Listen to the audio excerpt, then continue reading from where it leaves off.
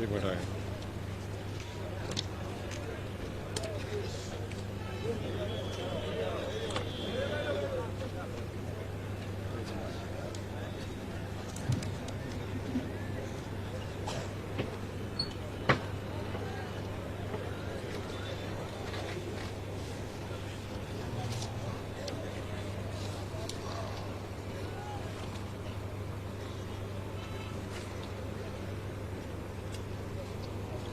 اعوذ باللہ من الشیطان الرجیم.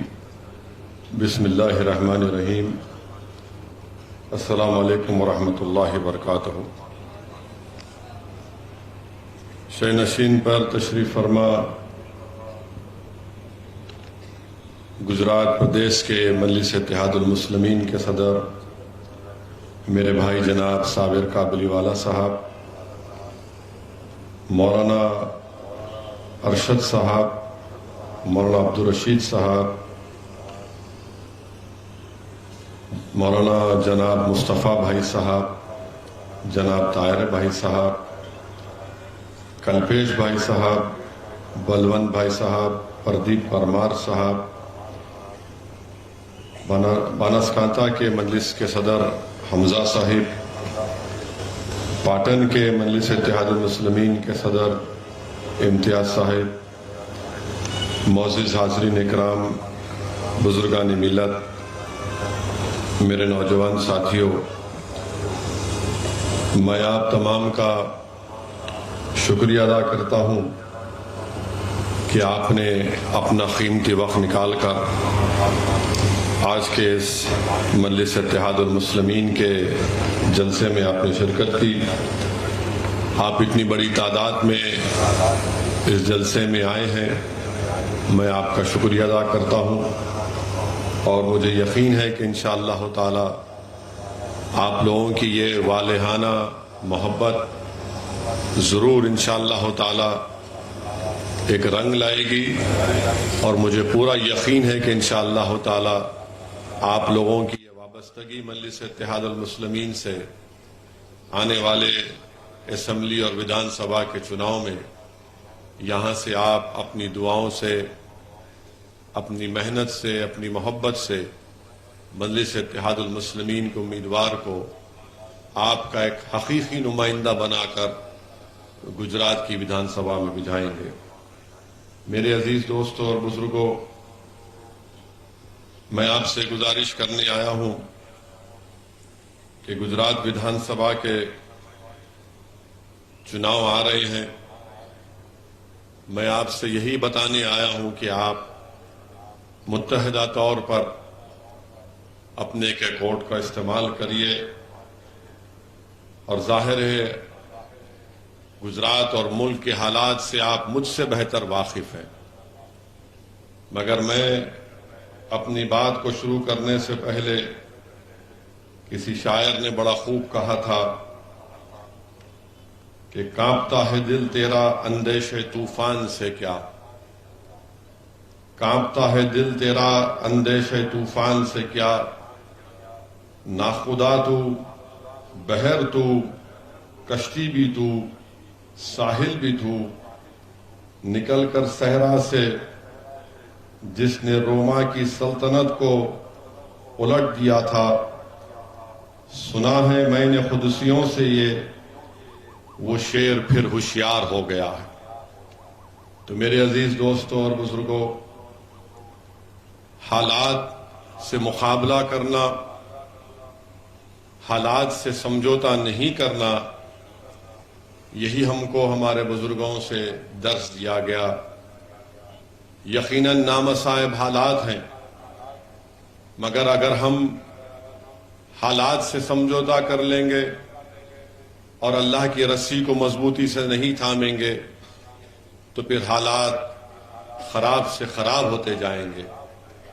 اسی لیے ہم تمام کو یہ کوشش کرنی ہے کہ ہم اپنے رب سے اپنے رشتے کو مضبوط کریں اور حالات سے سمجھوتا نہیں کریں. حکمت کے نام پر بزدلی کے مظاہرے ہم اب نہیں کر سکتے. اب ہم جب دیکھ چکے ہیں کہ جو لوگ اس ملک سے ہماری تہذیب اور تمدن کو مٹانا چاہتے ہیں۔ ہم جان چکے ہیں ان کے ارادے کیا ہیں۔ تو میرے عزیز دوستوں اور بزرگوں، یاد رکھیے کہ اگر ہم ایسے حالات میں متحد ہو کر اپنی ووٹ کی طاقت کی بنیاد پر اپنے صحیح نمائندوں کو کامیاب کریں گے تو ہم اس طوفان کا رخ بدل سکتے ہیں۔ جو طاقتیں ہماری تہذیب اور تمدن کو مٹانا چاہتی ہیں، ہم ان کو ان کے اس ناپاک عزائم میں ان کو شکست دے سکتے ہیں۔ نمائندہ ہمارا چاہے کوئی مسلمان ہو، دلت ہو، یا ہمارا ہندو یا OBC بھائی ہو، نمائندہ ہمارا ہو جو ہماری تکلیف کو سمجھ سکے، جو ان خطرات کو ہم سے دور کر سکے، جو ایوان میں جائے تو ہماری آواز بن کر جائے، اور ایسا نہیں کہ جس پر ہم نے بھروسہ کیا، جس کے لیے ہم نے محنت اور قربانی کی، جس کے لیے ہم نے اپنا پیسہ اور پسینہ بہایا، وہ جیتنے کے بعد ہمارے بھروسے کو ٹھیس پہنچائے، بلکہ کامیابی کے بعد وہ ہم کو دھوکہ دے دے۔ تو اسی لیے میری آپ سے گزارش ہے کہ اب کے بار آپ مجلس اتحاد المسلمین کو ایک موقع دیجئے۔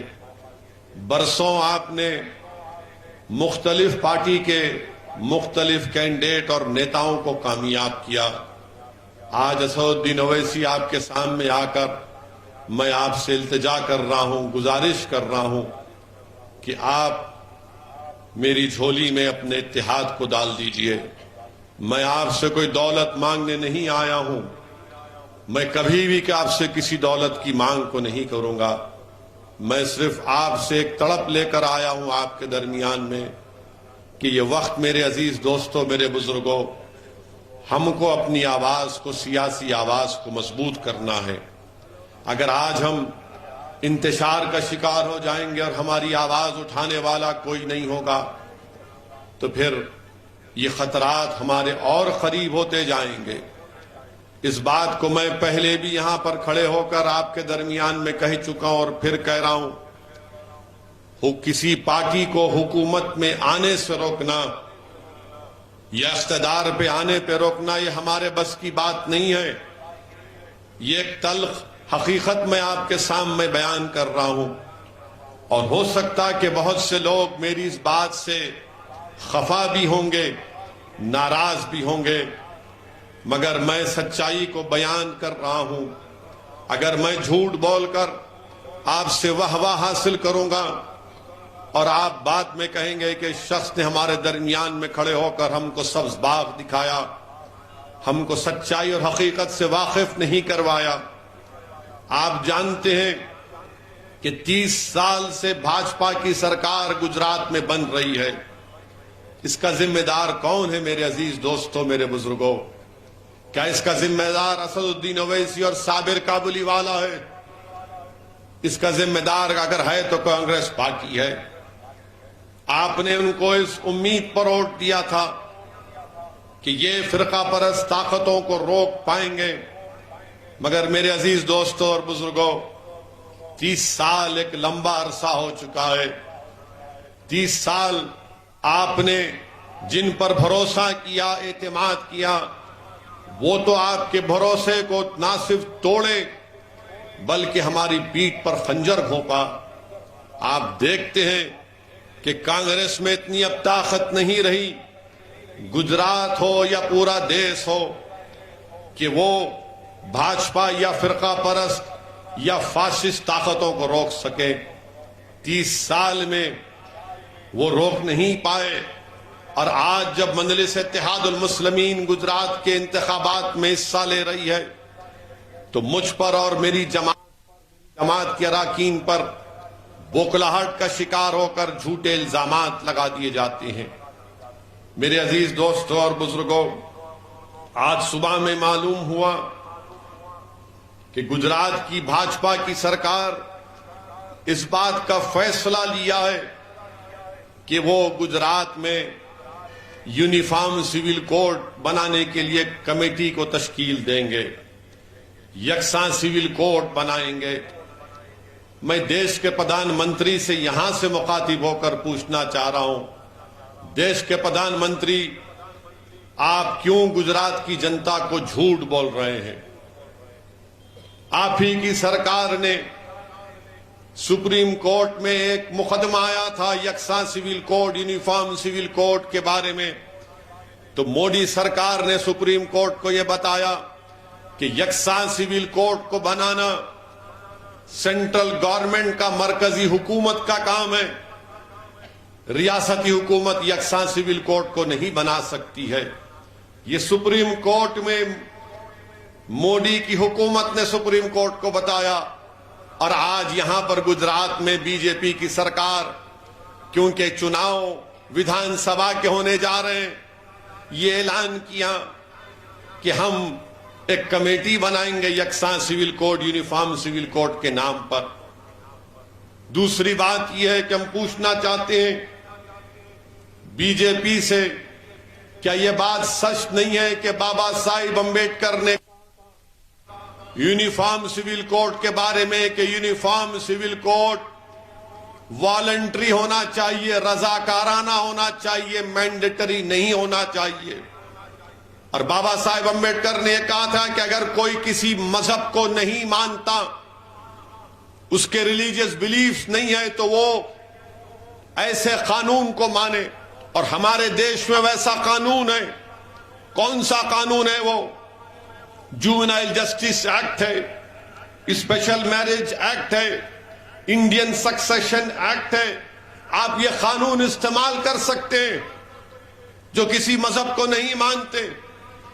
مگر بھاجپا صرف اپنے ہندوتوا کے ایجنڈے کو لے کر آگے بڑھنا چاہتی ہے، اور چناؤ سے پہلے بھاجپا کی ہمیشہ یہ عادت رہی ہے کہ ان مسئلوں کو اٹھایا جائے تاکہ اپنی ووٹ کی راجنیتی کو یا پھر اپنے ووٹ کو حاصل کیا جائے. 2018 کا لا کمیشن، سپریم کورٹ کے ریٹائرڈ جج چوہان صاحب نے کہا تھا، اپنی رپورٹ میں کہا تھا کہ ملک میں یونیفارم سول کوڈ نیسیسری بھی نہیں ہے، نہ ڈیزائربل ہے، نہ اس کی ضرورت ہے. یہ کہا تھا اس لا کمیشن کی رپورٹ میں. مگر آج بھاجپا صرف ملک کی جو پلورلزم ہے، ڈائیورسٹی ہے، یہ بھارت کی خوبصورتی ہے. یکسانیت کیسا پیدا ہوگی بتائیے آپ؟ اگر میں مسلمان ہوں، شادی کرتا ہوں تو کانٹریکٹ ہے، ہندو بھائی کرتا ہے تو جنم جنم کا ساتھ ہے، عیسائی کرتا ہے تو کہتا ہے کہ آئی ڈو، اور شادی ہو جاتی ہے. یہ بھارت کا پلورلزم ہے جس کو سمویدھان میں، آئین میں آرٹیکل 25، 26، 29، 14، 19 اور 21 کے تحت بنا، اسی کے تحت بنایا گیا تھا. اور آرٹیکل 29 بھارت کا بھاجپا والوں کیا ہے؟ کلچر کی حفاظت، زبان کی حفاظت، لینگویج کی حفاظت ایک فنڈامنٹل رائٹ ہے. کیا یونیفارم سول کوڈ بنا کر آرٹیکل 29 کے خلاف کوئی قانون بنا سکتا ہے؟ مجھے اختیار ہے اپنی تہذیب کو بچانے کا. کیا آپ میری تہذیب کو مجھ سے چھین لیں گے یونیفارم سول کوڈ کے نام پر؟ میرے عزیز دوستوں اور بزرگوں، اور بی جے پی بات کرتی ہے نہیں ہم تو مہیلاؤں کو حق دلانا چاہتے ہیں. بھاجپا کہتی ہے کہ ہم تو مہیلاؤں کو حق دلانا چاہتے ہیں. تو میں پوچھنا چاہتا ہوں بھاجپائیوں سے، آر ایس ایس کے لوگوں سے، آج سے 2 دن پہلے ممبئی ہائی کورٹ میں، اورنگ آباد بینچ میں ہائی کورٹ نے کہا کہ اگر 498 میں کرولٹی نہیں ہے، اگر کوئی مہیلا، بیوی، کسی کی پتنی اپنے کسی کے گھر کو جاتی ہے اور گھر کا کام کاج نہیں کرتی، اس کو کروایا جا رہا ہے تو کرولٹی نہیں ہے. 2016 میں سپریم کورٹ نے کہا تھا کہ ایک بہن نے کہا کہ میں اپنے سسرال میں نہیں رہوں گی، تو سپریم کورٹ نے کہا کہ تم نہیں رہنا چاہتی ہو اپنے پتی کے سسرال میں، تو ہم پتی کو یہ اختیار دیتے ہیں کہ اس کو طلاق دے دے. اس پر کچھ نہیں بولے گی بی جے پی، مگر یکساں سول کوڈ کے نام پر اسلام کو اور مسلمانوں کو بدنام کرنے کا ان کا پورا ارادہ ہے۔ یونیفارم سول کوڈ کی بات آج گجرات میں کی جا رہی ہے۔ ہم دیش کے پردھان منتری سے پوچھنا چاہتے ہیں کہ ہندو انڈیوائیڈڈ فیملی کا جو انکم ٹیکس ہندو انڈیوائیڈڈ فیملی میں ملتا ہے وہ مسلمانوں کو کیوں نہیں ملتا؟ عیسائیوں کو کیوں نہیں ملتا؟ کیا یہ سمویدھان بھارت کے آئین کی رائٹ ٹو ایکوالٹی کے خلاف نہیں ہے؟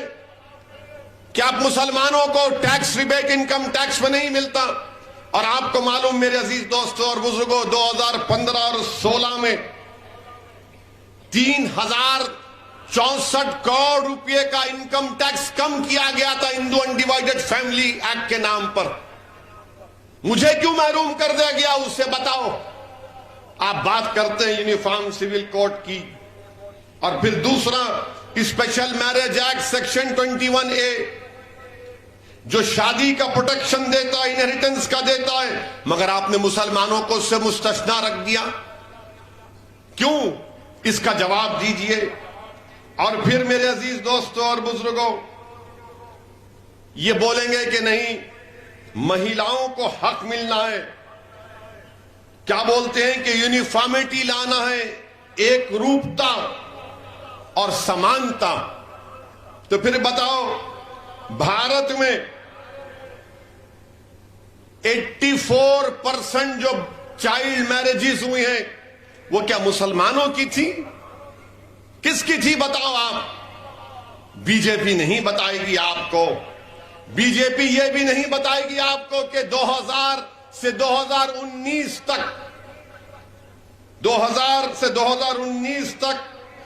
90 لاکھ بچیاں فیمیل انفینٹیسائیڈ میں ماری گئیں۔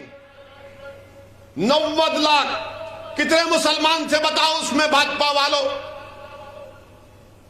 تم یونیفارمٹی ایکوالٹی کی بات کرتے ہو، میں تم سے پوچھ رہا ہوں 2000 سے 2019 90 لاکھ بچیاں فیمیل انفینٹیسائیڈ میں ماری گئی ہیں، مسنگ کہتے ہیں ان کو، مسنگ ہے۔ کتنے مسلمانوں کی تھی بتاؤ دیش کے پردھان منتری آپ؟ بتاؤ امت شاہ، کتنے مسلمان بچیاں تھی اس میں بتاؤ؟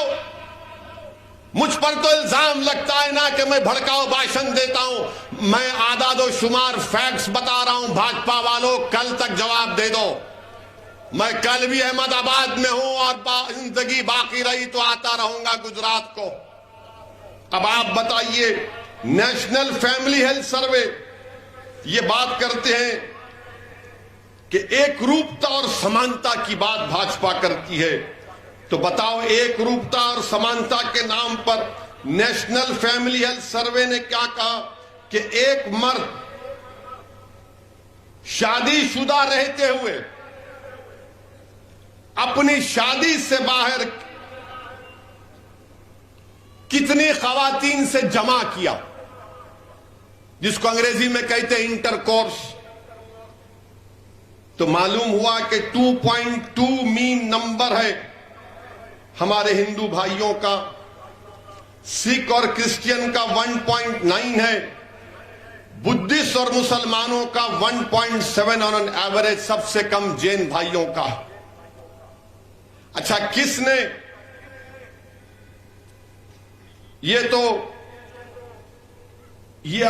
کس نے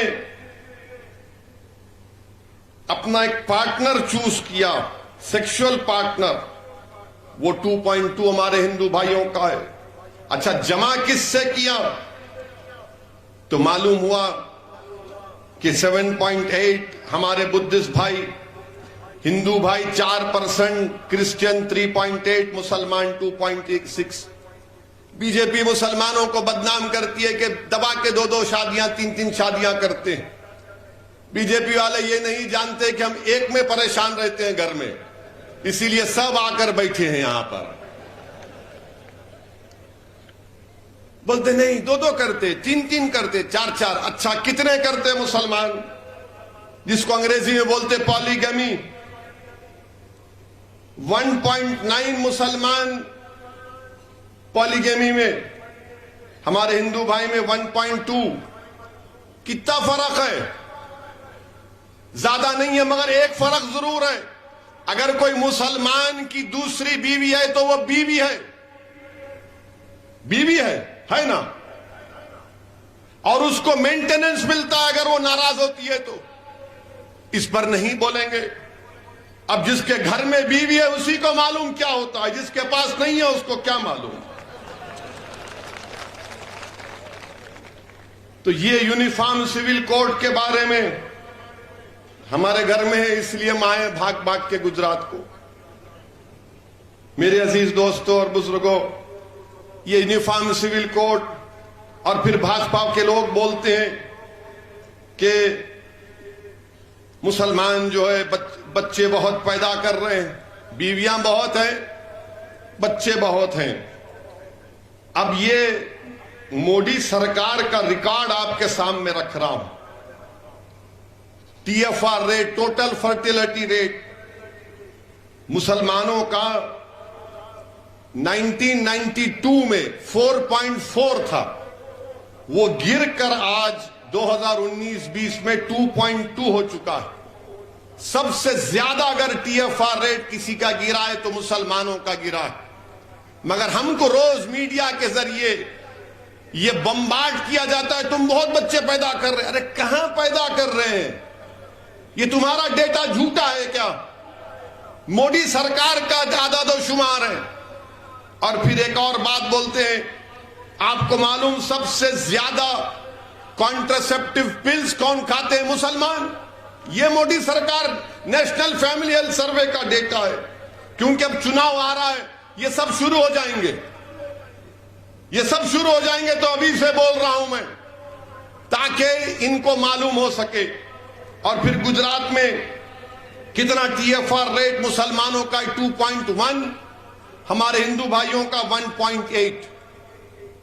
اب آپ بتائیے، ایسا دکھاتے ہیں ٹی وی میڈیا پر مودی کے اشارے پر کہ پوری آبادی کے ذمہ دار ہم ہی ہیں،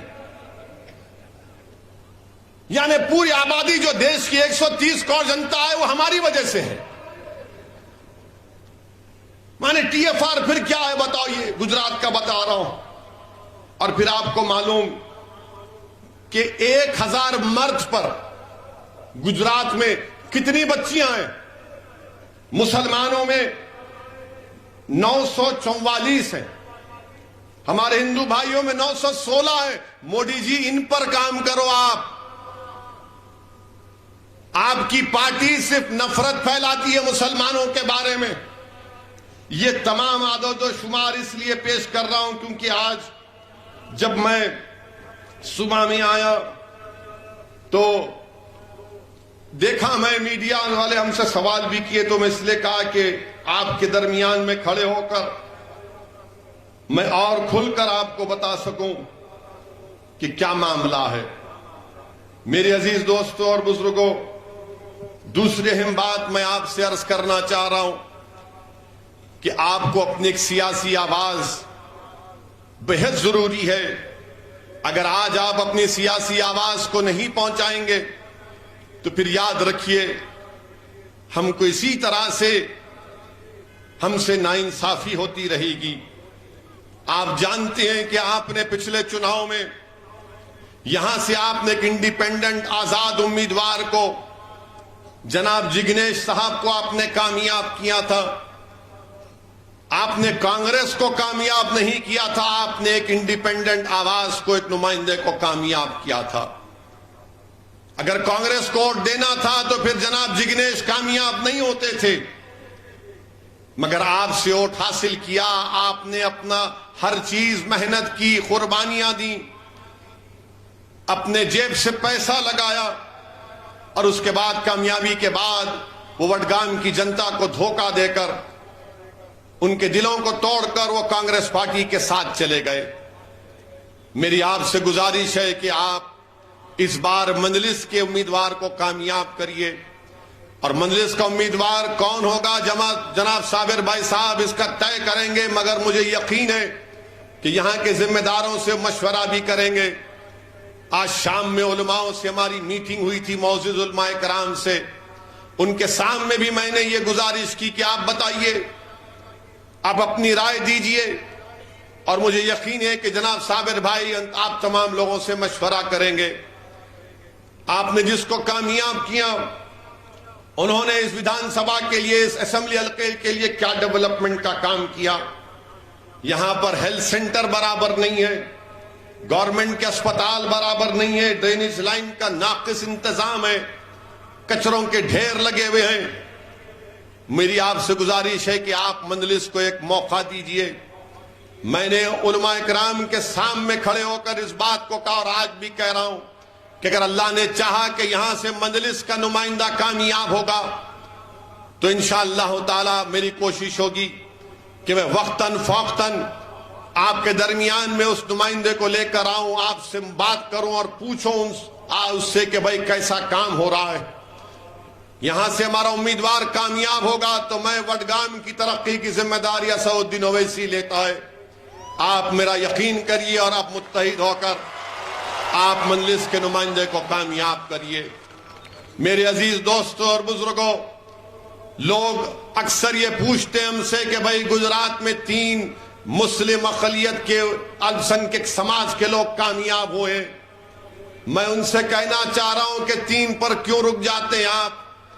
جتنی الپسنکھیک سماج کی گجرات میں آبادی اتنی ہمارے پٹیل بھائیوں کی آبادی ہے. ان کے 40 سے زائد ان کے ودھائک کامیاب ہو سکتے ہیں, تو ہم کیا صرف 3 کے لالی پاپ کو کب تک چوستے رہیں گے؟ میرے عزیز دوستوں اور بزرگوں, جب تک آپ کی کوئی سیاسی آواز نہیں ہوگی آپ کی تکلیف کو بھی نہیں دیکھا جا سکتا. مثال کے طور پر اگر یونیفارم سول کوڈ کو لانے کی بات گجرات میں بھاجپا کر رہی ہے تو ان سے ہم پوچھنا چاہتے ہیں پھر گجرات سے ڈسٹربڈ ایریاز ایکٹ کیوں نہیں نکالتے آپ؟ یکسانیت اگر پیدا کرنا ہے تو نکالو. اگر کوئی مسلمان گھر خریدنا چاہتا ہے تو کلکٹر ڈی ایم سے پرمیشن نہیں ملتا. یکسانیت اس میں نہیں ہے, یکسانیت یونیفارمٹی اس میں نہیں ہے کہ مسلم علاقوں میں کوئی ڈیولپمنٹ نہیں ہوتا ہے, کچرے کے انبار لگا دیے جاتے ہیں. ارے یکسانیت اس میں پیدا کرو نا. یونیفارمٹی اگر پیدا کرنا ہے, یکسانیت پیدا کرنا ہے تو انصاف میں یکسانیت پیدا کرو. تم انصاف میں بھی یکسانیت نہیں پیدا کر سکتے.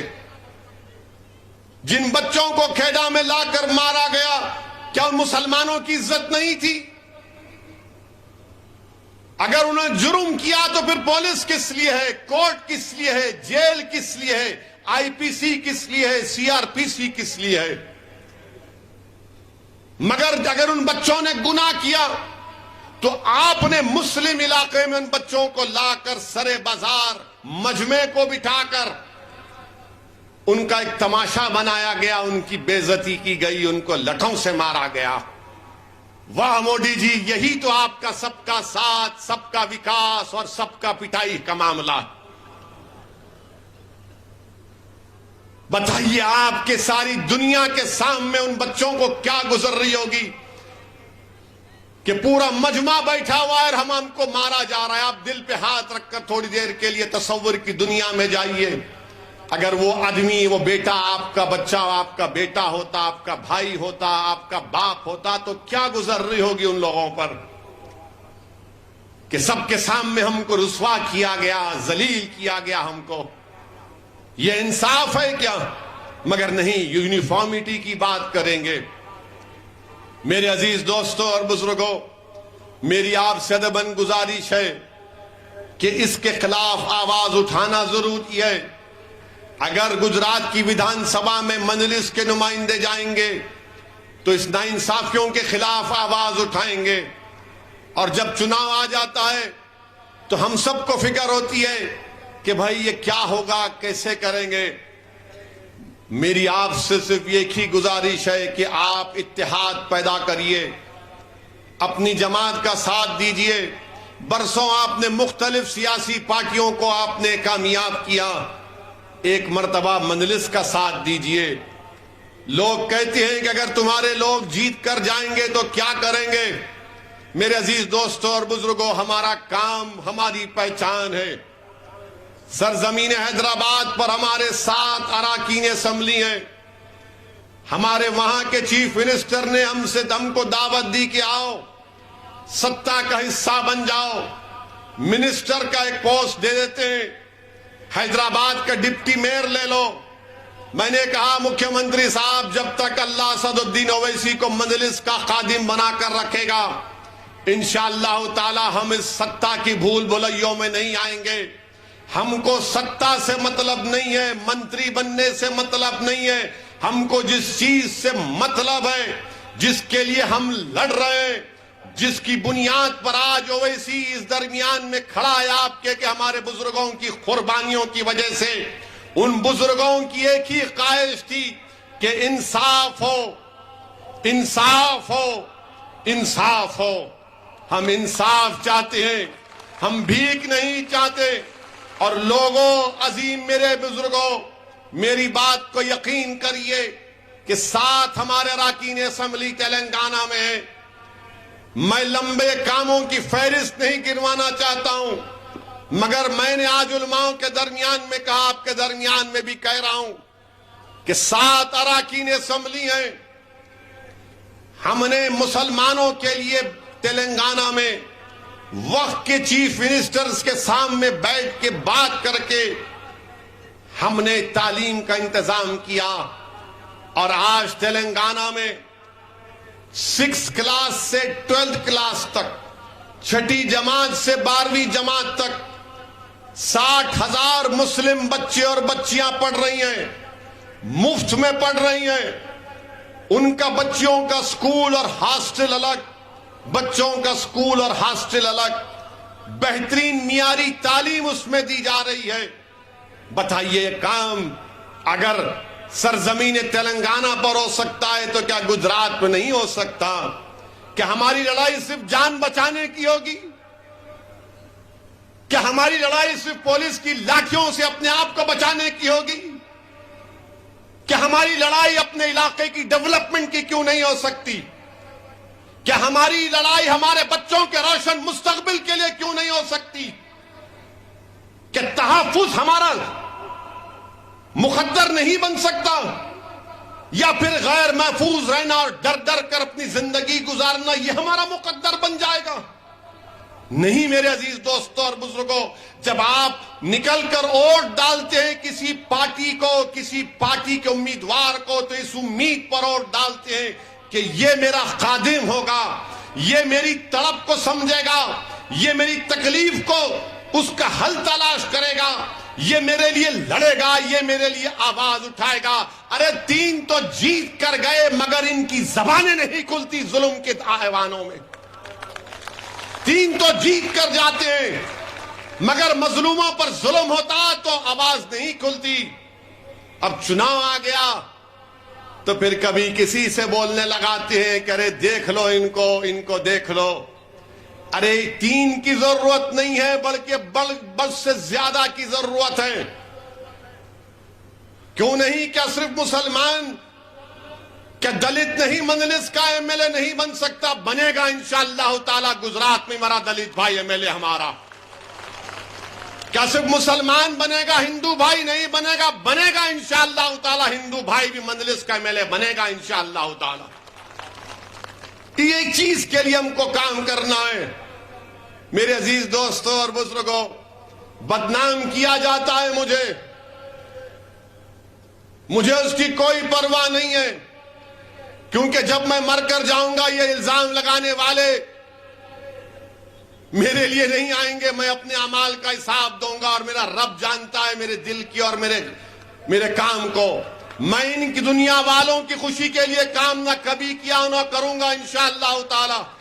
میرا مقصد مجھے معلوم, میں جانتا ہوں کہ بھارت کی جمہوریت میں, بھارت کی لوک شاہی میں جس سمویدھان کو بابا صاحب امبیڈکر نے بنایا, اور امبیڈکر نے مظلوموں کو ایک پیغام دیا کہ چاہے وہ مسلمان ہو, دلت ہو, آدیواسی ہو, غریب ہو, کمزور ہو, دیکھو سمویدھان تو میں نے تم کو دے دیا, مگر اگر برابری حاصل کرنا ہے, بھائی چارگی حاصل کرنا ہے, عزت کو حاصل کرنا ہے تو تم کو سیاسی طاقت کو حاصل کرنا پڑے گا.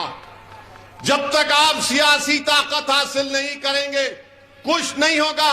اور یاد رکھو امبیڈکر نے صحیح کہا تھا.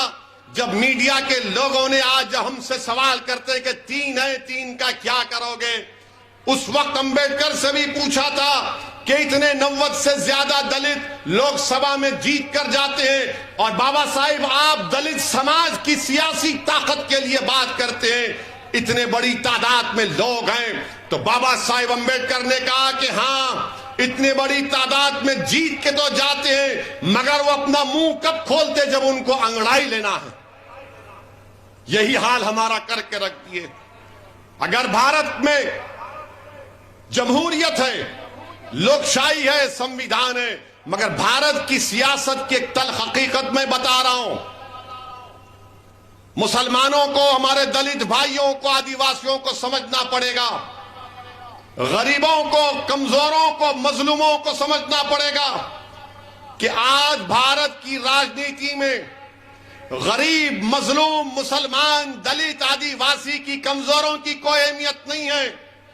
جس کے پاس دولت ہے وہی تو MLA MP بن کے جا رہا ہے, وہی تو جیت کر جا رہا ہے. جب وہ جیت کر جاتا ہے تو کیا اس کے دل میں غریب کی, کمزور کی محبت ہوگی؟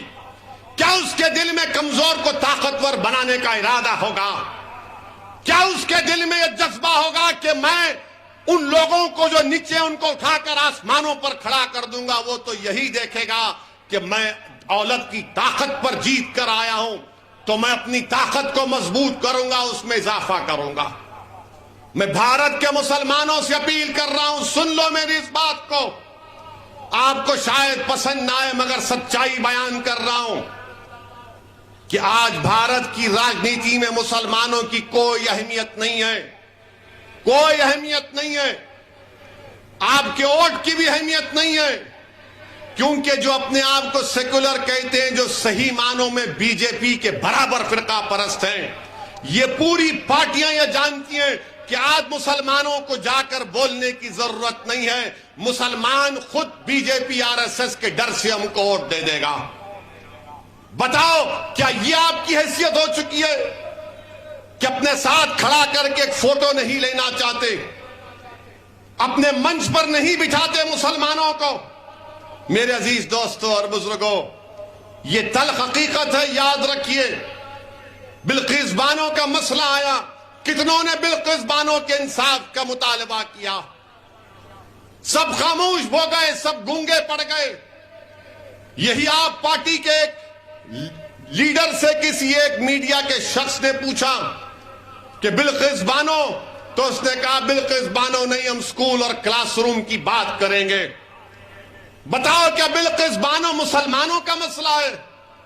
بلقیس بانو بھارت کا مسئلہ ہے, بھارت کی مہیلاؤں کا انصاف کا مسئلہ ہے. مگر بلقیس بانو کے انصاف کی بات نہیں کی جاتی.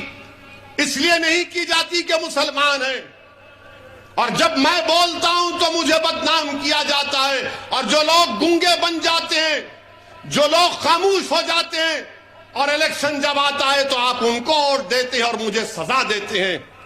یہ کون سا انصاف ہے آپ بتائیے کہ جو ہر مسئلے میں آپ کے لیے بولنے والی جماعت ہے. ٹرپل طلاق کا مسئلہ آیا, ایوان پارلیمنٹ کو ہم نے ہلا کر رکھ دیا اپنے دلائل سے. یو اے پی اے کا قانون کا مسئلہ ہم نے مخالفت کی. ہر مسئلے میں ہم نے سچائی کو بیان کیا. مگر جب چناؤ آتا ہے تو جو لوگ دغا باز ہیں, جو لوگ دھوکہ دیتے آتے ہیں, آپ ان کو انعام دے دیتے ہیں. آپ کا اختیار ہے, آپ دو. اگر آپ سمجھتے ہیں کہ سچائی کو بیان کرنے کے اوپر, بلقیس بانو کے انصاف کے اوپر اویسی کو سزا ہم دیں گے تو دو, آپ میرے بھائی ہیں, میں آپ کا خادم ہوں.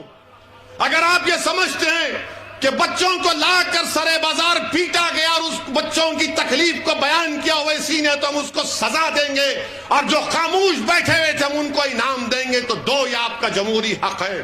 مگر میرے عزیز دوستوں اور بزرگوں, جو لوگ خاموش ہیں وہ آپ کا مذاق اڑا رہے ہیں. جو لوگ خاموش ہیں وہ آپ کا استحصال کر رہے ہیں. جو لوگ خاموش ہیں وہ آپ کی بربادی کے افسانے پلاننگ بنا رہے ہیں.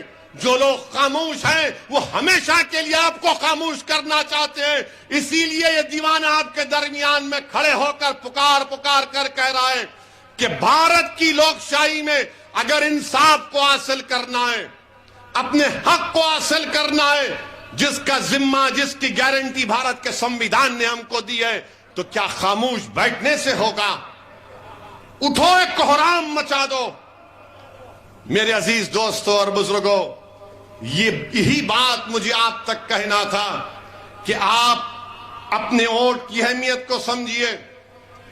مجلس کا ساتھ دینا نہیں دینا یہ آپ کا جمہوری اختیار ہے، مگر میرا کام یہ ہے کہ آپ کے درمیان میں کھڑے ہو کر میں آپ کے سامنے ان باتوں کو رکھوں، آپ سے التجا کروں، آپ کو سمجھانے کی کوشش کروں. میرے الفاظ میں اتنی طاقت نہیں ہے، میں گناہگار ہوں کہ آپ کے دل کو موڑ سکوں، مگر میرا ایمان یہ کہتا ہے، میرا ماننا یہ ہے کہ دلوں کو موڑنے والا رب کائنات ہے. اللہ ہی آپ کے دلوں کو موڑے گا انشاءاللہ تعالی، اللہ ہی آپ کے دلوں کو موڑے گا. میرے عزیز دوستوں اور بزرگوں، آج بھاجپا کے پاس دکھانے کے لیے کوئی مدعا نہیں ہے. مہنگائی آسمانوں کو چھو رہی ہے، پیٹرول ڈیزل اتنا مہنگا ہو چکا ہے کہ لوگ پریشان ہیں. نوجوانوں کا، یواؤں کا بے روزگاری ان کا مقدر بن چکا ہے، نوکری نہیں مل رہی ہے. تو دیش کے پردھان منتری آ کر کہتے ہیں کہ ہم یونیفارم سول کوڈ کے لیے کمیٹی بنائیں گے. دیش کے پردھان منتری نہ یواؤں کو روزگار کی بات کرتے ہیں. ایک فنکشن کیے تھوڑے دن پہلے وعدہ کیے تھے کہ ہر سال 2 کروڑ نوکریاں دوں گا. اب 2 کروڑ سے کم کر کے آ گئے کہ 2024 تک 10 لاکھ دوں گا. ہائے مودی جی، کتنا جھوٹ بولتے ہیں آپ، کتنا لمبا چھوڑتے ہیں آپ. ایک بار دیش کے پردھان منتری سعودی عرب گئے تھے. سعودی عرب گئے تو وہاں پر وہ ریاض میں وہ سعودی بھی ان کو دکھائے، وہ ان کا وہ قلعہ پرانا اور ایک توپ دکھائے. دیش کے پردھان منتری نے اپنی من کی بات میں کہا تھا کہ کبھی کبھی مذاق کرنا چاہیے. تو دیش کے پردھان منتری کی بات پہلی مرتبہ میں سن کر مذاق کر رہا ہوں، دل پہ مت لو RSS والوں. تو وہ شیخ نے، سعودی شیخ نے پردھان منتری کو توپ دکھائی. پردھان منتری ماشاءاللہ ہر چیز کا گہرائی سے جائزہ لیتے ہیں. اینک کو یوں کر کے اطراف میں پھرے اور اس سعودی شیخ سے پوچھے کتنا دور پھینکتی. تو سعودی شیخ نے کہا واللہ تم سے کم. یہ مذاق ہے، سچائی نہیں ہے. ہاں اب آپ صحیح کہہ رہے ہیں تو سچائی ہے. اب آپ کہہ رہے ہیں تو میں کیا بول سکتا ہوں، کیونکہ 2 کروڑ نوکریاں غائب. پیٹرول ڈیزل کیوں بڑھا؟ یوکرین سے بڑھ گیا. ارے اجے ہر چیز کا ذمہ دار کسی اور پہ ڈال دو، ہر چیز کا ذمہ دار. چین جو ہے، راجناتھ سنگھ جا کر کہتے ہیں کہ ہم جو زمین ہمارے پاس نہیں ہے کشمیر کے ہم حاصل کر لیں گے. بہت اچھا ہے، کریے آپ، کون روک رہا آپ کو؟ 8 سال ہو گئے. مگر جو زمین چین قبضہ کر کے بیٹھ گیا 1000 کلومیٹر، ڈیپسانگ ڈیمچاک ہمارے ہاں پاس نہیں ہے. جو ہمارے لوگ جانور کو لے کر سردیوں میں پہاڑوں کے اوپر جا کر اپنے جانور کو گھاس کھلاتے تھے، وہ پکار کر کہہ رہے ہیں کہ 10 گاؤں ہم نے کھو دیے، 10 کلومیٹر چین اندر گھس گیا. مگر بھاجپا کے چاہنے والے بولتے نہیں، ویسی جھوٹ بول رہا، مودی 56 انچ کا ہے. ہوں گا بھائی، 56 انچ کا ہوں گا، 60 انچ کا ہوں گا، مگر چین جو زمین پر قبضہ کر کے بیٹھا ہے وہ کب ملے گی ہم کو؟ میرے عزیز دوستوں اور بزرگوں، غربت، پاورٹی گجرات میں بہت زیادہ بڑھ گئی، مگر اس کا بھی کوئی ذکر نہیں ہوتا. اب چناؤ آ رہے ہیں تو شروع ہو جائے گا پرانا باجا، شروع ہو جائے گا نفرت پیدا کرو، ڈراؤ ملاؤں سے، داڑھی والوں سے ڈراؤ، حجاب کی بچیوں حجاب پہننے والیوں کے بچیوں سے ڈراؤ، ہر چیز سے ڈراؤ۔ میرے عزیز دوستوں اور بزرگوں، یہ وطن عزیز ہمارا تھا، ہے اور رہے گا انشاءاللہ تعالی۔ آج ہم اس وطن عزیز کے آزادی امرت اتسو کے 75 سال منا رہے ہیں، اور تاریخ گواہ ہے اور صبح قیامت تک یہی تاریخ رہے گی کہ انگریزوں سے جنگ کی لڑائی، آزادی کی لڑائی 1920 میں نہیں شروع ہوئی تھی، بلکہ ٹیپو سلطان کی شہادت سے جنگ کا آغاز ہوا۔ جنگ پلاسی میں سراج الدولہ کی قربانی سے آغاز ہوا، اور پھر سن 57 میں ہمارے علماء کرام نے انگریزوں کے خلاف جہاد کا فتویٰ دیا تھا، اور نہ صرف فتویٰ دیا بلکہ انگریزوں کے خلاف فتویٰ دے کر ان علماء کرام نے اپنی جانوں کو قربان کر دیا۔ اگر آج بھارت کو انگریزوں سے آزادی ملی تو اس میں مولانا محمود الحسن، ان کی قربانی کو کوئی نہیں بھول سکتا کہ مالٹا کی جیل میں سردیوں کے موسم میں 4 مہینے اس جیل کے ایک میدان میں ان کو قید کر کے رکھ دیا گیا تھا۔ ملک سے کتنی دور ہے مالٹا؟ آج بھی پلین سے جائیں گے تو کم سے کم 12 سے 13 گھنٹے لگ جائیں گے۔ ہمارے بزرگوں نے مالٹا کی جیلوں میں مصائب کو برداشت کیا، کالا پانی کی سزائیں برداشت کی۔ بتاؤ کس لیے؟ اس دن کے لیے کہ ہمارے روڈ پہ لا کے ہمارے بچوں کو مارا جائے گا۔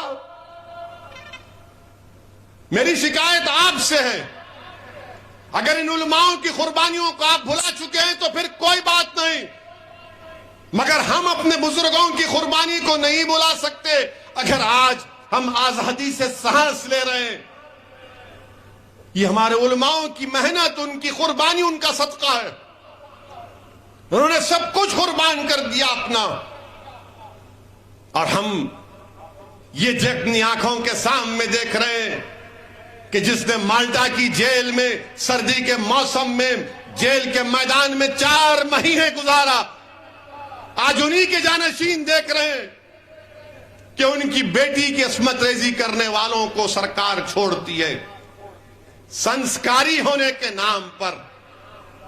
بتاؤ، یا یہی ہم اسی لیے آزادی کا امرت اتسو منا رہے ہیں؟ یہی ہم خراج عقیدت پیش کر رہے ہیں ان آزادی کے عظیم مجاہدین کو جنہوں نے انگریزوں کے خلاف اپنا سب کچھ قربان کر دیا؟ اسی لیے قربان کیا تھا جنہوں نے پاکستان کے 2 نیشن تھیوری کو ریجیکٹ کیا، مسترد کیا، بھارت کے کمپوزٹ کلچر کی بات کی تھی۔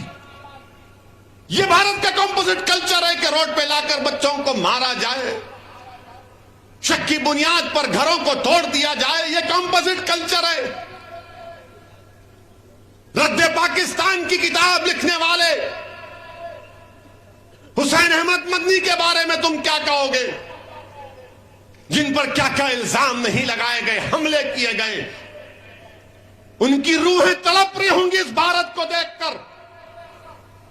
میرے عزیز دوستوں اور بزرگوں، کیا ہم صرف تڑپیں گے اور صرف آنکھ میں آنسو لا کر اپنے گھر میں جا کر سو جائیں گے؟ نہیں، میں آپ سے اپیل کر رہا ہوں کہ ان علماؤں کو زندہ رکھنا ہے، وہ مرے نہیں، وہ دنیا سے ضرور گئے مگر ہمارے دماغوں میں ان کی قربانیاں آج بھی زندہ ہیں اور کل بھی رہیں گی۔ ان کو زندہ رکھنے کا، ان کو خراج عقیدت پیش کرنے کا بہترین طریقہ یہ ہے کہ ہم اپنی سیاسی قیادت کو مضبوط کریں۔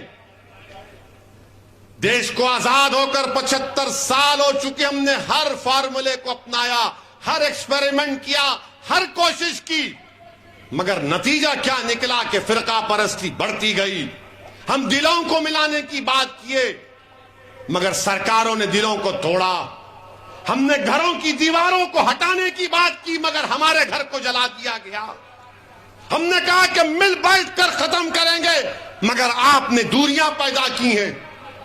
میرے عزیز دوستوں اور بزرگوں، میری آپ سے التجا ہے کہ مجلس کو ایک موقع دیجئے ہم کسی مذہب کے خلاف تھے، نہ کبھی رہیں گے انشاءاللہ تعالی۔ اسد الدین اویسی کی فطرت میں نہیں ہے کسی مذہب کے خلاف جانے کی۔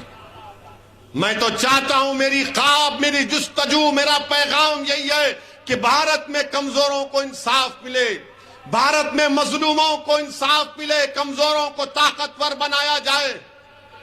اور اسی وقت ہوگا جب بھارت کے کمزور الپسنکھیک سماج، دلت، آدیواسی اور ہمارے جو ہندو بھائی جو آج بھی گاندھی اور نہرو کی قربانیوں کو نہیں بھولے ہیں، ان کو آگے بڑھنا پڑے گا۔